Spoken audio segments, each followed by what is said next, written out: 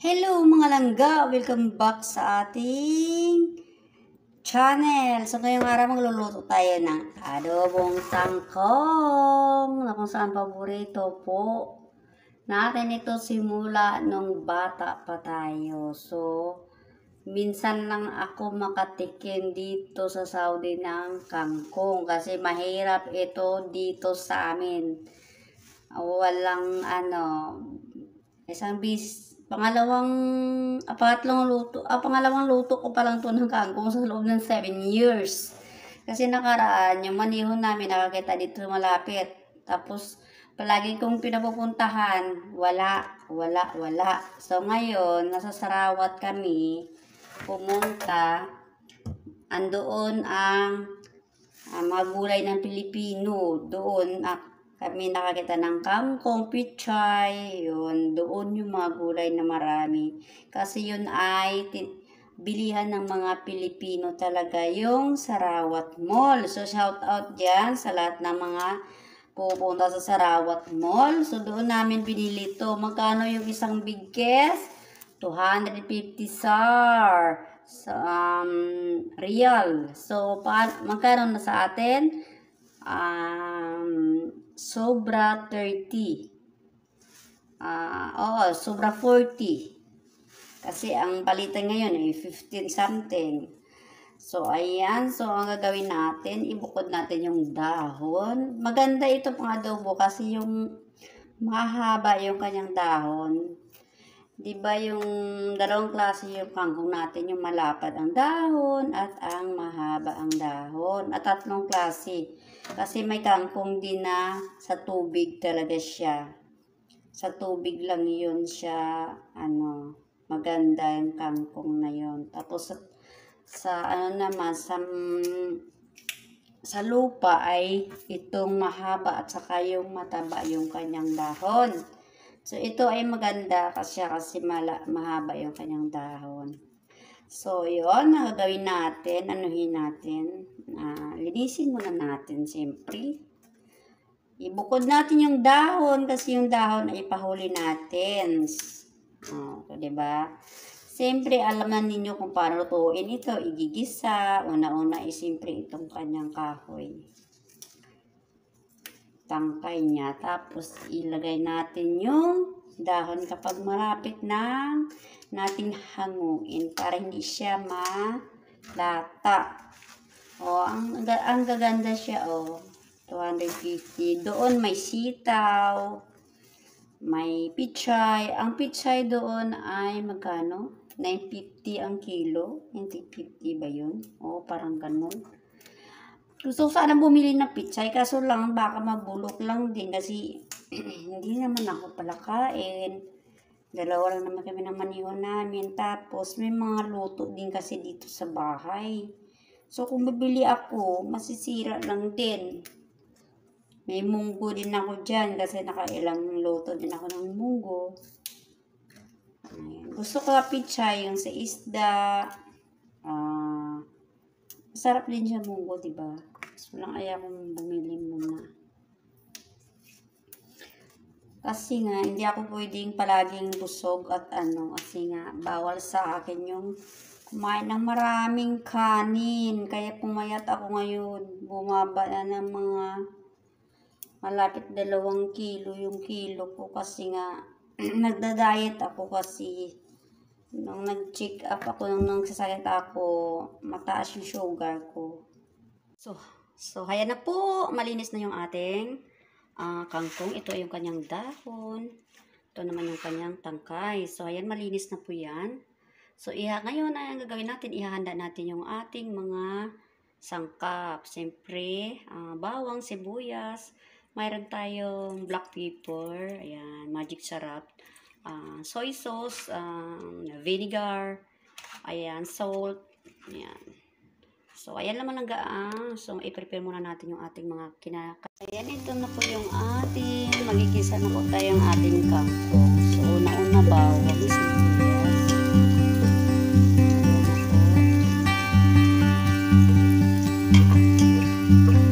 Ayaw ng alaga ko ng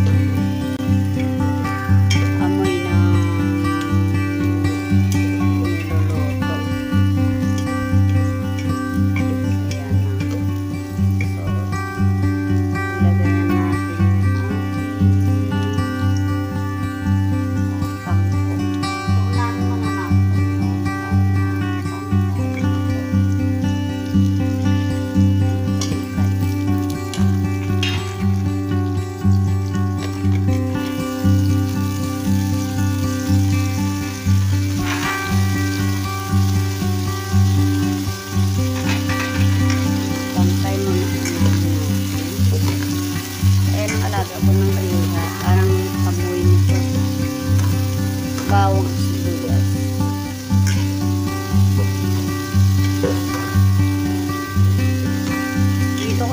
kaldero nilagay kasi takpan natin.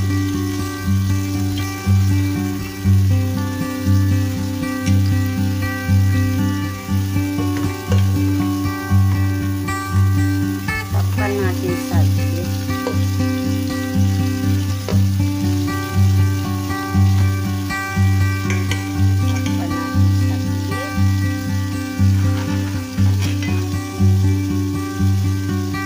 Muna natin sa pizza.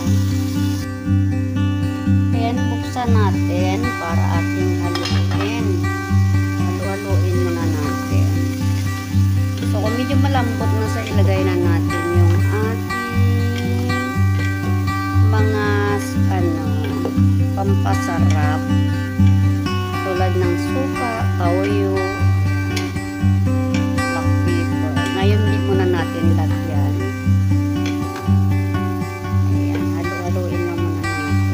Takpan natin ulit. Kasi matagal maluto yung tangkay kaysa sa dahon. So, ang dahon, ilagay natin. Kapag nalagay natin na lahat ng ating mga pampasarap. Takpan natin ulit. So, ngayon, medyo malambot na. So, lagyan na natin ng mga pampasarap.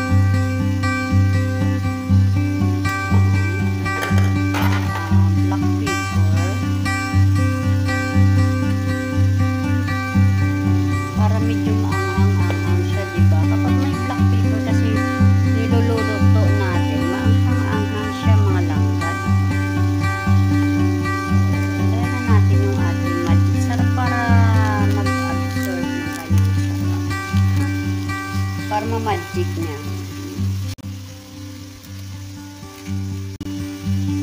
Bumibili talaga ako ng magic sarap. Gumagamit din ito yung aking amo kapag siya ay magluluto. Kasi yung gamit dito ay magic cubes talaga. Diba? Chicken.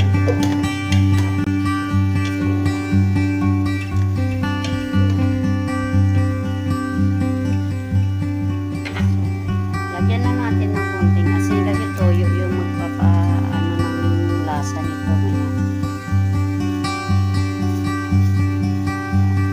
Konti lang. Para mamaya konting toyo lang din ilagay natin. Tipid-tipid tayo ng toyo. Alam niyo ang toyo, binili ko doon sa Sarawat sabay ng kangkong na to. Ito. Magkano to? 13.99 ata to. Ayan. Pero matagal ko nang ubos to. Isang taon nata to na uubos. Kasi minsan lang ako nag-aadobo ng manok, nag-aadobo ng kangkong. Ano pa bang yung inaadobo-adobo ko. Ayan. Matagal siya maubos. Nakaraan bumili din ako ng ganyang kalaki. Naku, isang taon ata yun naubos. Kasi matagal naman yung expiration. Takpan natin ulit. So, ang inis natin dyan ay ang dahon. So, wait muna tayo. So, lagyan na natin siya ng toyo.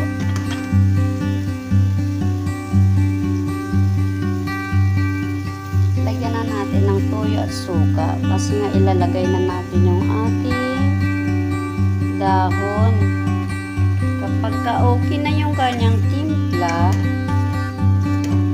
ilalagay na natin yung dahon. So, kasi medyo malambot na yung kanyang dahon. Lagyan na natin ng toyo at suka.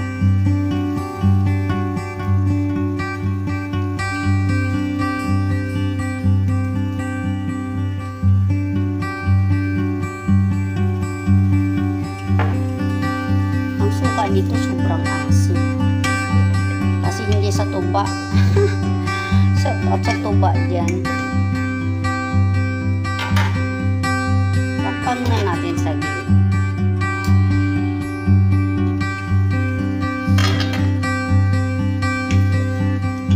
Diba? Alam nyo bang sarap na sarap yung aming maniko ng aking kangkong rito na adobo. Sabi ko nga sa kanya, kapag makakita ka ng kangkong, bumili ka kasi kaagad.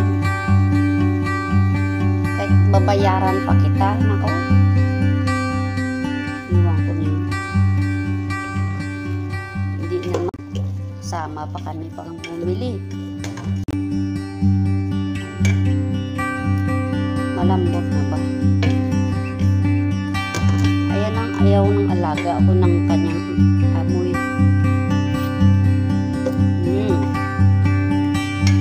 Medyo maano yung asin niya kasi. Takpan muna natin saglit, tapos ilagay na natin yung dahon. So ayan na siya. Ilagay na natin yung dahon natin.